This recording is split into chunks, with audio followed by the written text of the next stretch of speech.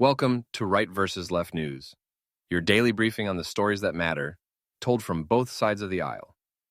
I'm your AI host, Chris, and each day I bring you the most important political and cultural news, with perspectives from conservative and progressive voices. No spin, no agenda, just the facts and the opinions that shape our national conversation. Let's dive in.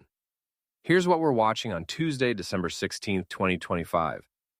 The U.S. is expanding its campaign of drone strikes on suspected drug-running boats as President Trump formally labels fentanyl a weapon of mass destruction. The White House is in court defending a 90,000-square-foot ballroom project as a matter of national security. After the deadly mid-air collision over D.C., the FAA rolls out a safety overhaul. While Senator Ted Cruz fights language in the defense bill he says weakens airspace protections.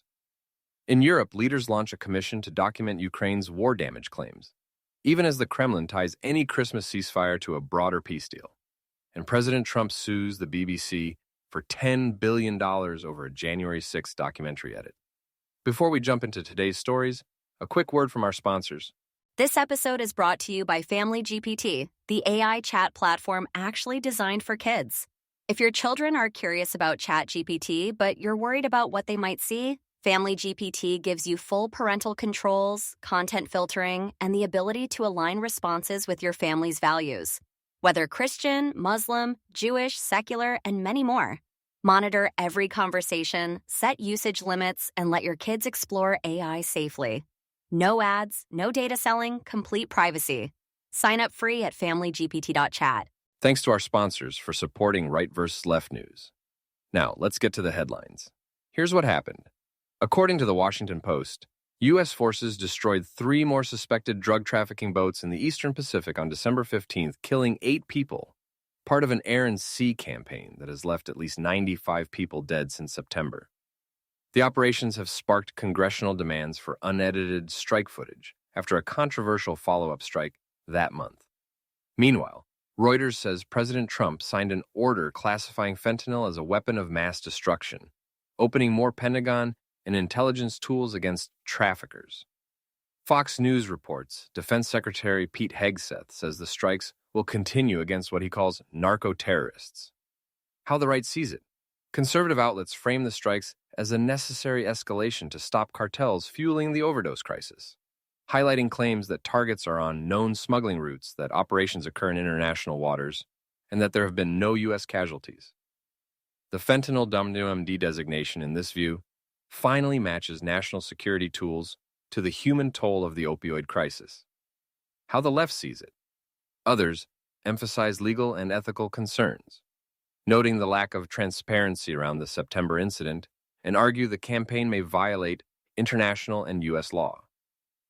Narco-terrorism isn't a recognized legal basis for lethal force, they say, and the strategy risks a wider conflict, including with Venezuela.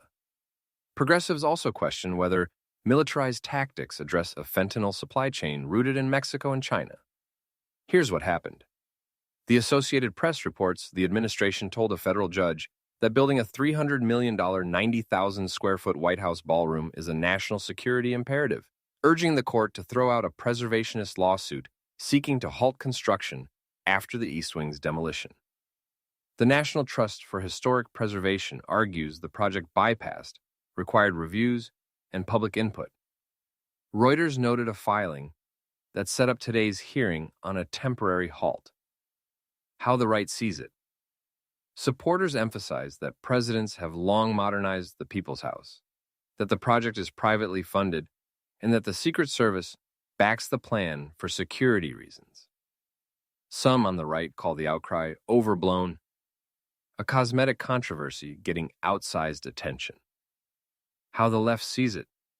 Critics focus on process and precedent, calling it an unprecedented alteration of a national landmark without adequate oversight. They raise ethics concerns about donor influence and transparency and stress that statutes and commissions should review a project like this before work proceeds. Here's what happened. Reuters reports the FAA's administrator will outline Flight Plan 2026, a safety overhaul following January's fatal mid-air collision over D.C. The plan would create a safety integration office, use risk heat maps, and push greater transparency. Axios says Senator Ted Cruz is pressing to remove defense bill language that could ease military helicopter operating restrictions near Reagan National Airport, arguing it undercuts safety after the crash. How the right sees it. Republican voices spotlight antiquated FAA systems and back-targeted reforms. More air traffic controllers, tech upgrades, and mandatory ADS-B tools, while warning against bureaucracy that dodges accountability. They add that military exemptions shouldn't override safety when missions aren't critical. How the left sees it. Many welcome aggressive oversight and data-driven standards, tighter requirements aligned with the NTSB, and no carve-outs that could repeat the circumstances of the crash. The through line is transparency and uniform compliance across congested airspace, civilian and military alike. We'll be right back with more of today's news after this brief message. This episode is brought to you by Family GPT, the AI chat platform actually designed for kids. If your children are curious about ChatGPT, but you're worried about what they might see, Family GPT gives you full parental controls, content filtering, and the ability to align responses with your family's values. Whether Christian, Muslim, Jewish, secular, and many more. Monitor every conversation, set usage limits, and let your kids explore AI safely. No ads, no data selling, complete privacy. Sign up free at familygpt.chat.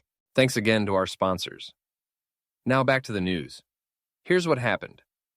Reuters says European leaders meeting in The Hague launched an international claims commission to validate Ukraine's war damage claims, building on the Council of Europe's Register of Damage, with the Netherlands hosting the body. On the same day, the Kremlin responded to Kyiv's truce idea by saying any Christmas ceasefire depends on progress toward a broader peace deal. How the right sees it. There's support for accountability for Russian atrocities, but questions about enforceability, divisions over seizing Russian assets, and the risk of escalation. Some point to Belgium's reluctance to confiscate frozen funds and warn bold legal moves could invite retaliation without ending the war. How the left sees it. Many view the commission as a credible step toward justice and a bridge to longer-term compensation, potentially using frozen Russian assets. Documenting harm, they argue, strengthens any eventual peace by centering accountability. Here's what happened. The Wall Street Journal reports President Trump filed a $10 billion defamation suit against the BBC, alleging a 2024 documentary deceptively edited his January 6th speech to imply he incited violence. The Washington Post adds the BBC apologizes for an editing error, but denies defamation. And legal experts note he faces a high bar as a public figure. How the right sees it. Many conservatives frame the suit as overdue accountability for media malpractice, saying the edit distorted key language and that apologies mean little without consequences. How the left sees it. Others call the case legally uphill and potentially chilling for journalism, arguing the remedy for bad editing is correction and transparency, not billion-dollar penalties, and noting the documentary's UK origin complicates jurisdiction. Quick recap.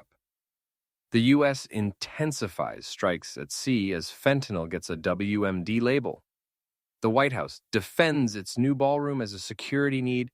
The FAA moves to tighten safety, while Cruz pushes to keep protections strong. Europe opens a Ukraine claims commission, even as Moscow ties any truce to a larger deal. And Trump sues the BBC for $10 billion. We'll keep watching what changes next, and how both right and left see it. That's it for today's episode of Right versus Left News. Remember, understanding both sides isn't about picking a team. It's about being informed. Subscribe wherever you get your podcasts, and join us tomorrow for another balanced look at the day's biggest stories. Until next time, stay curious and stay informed.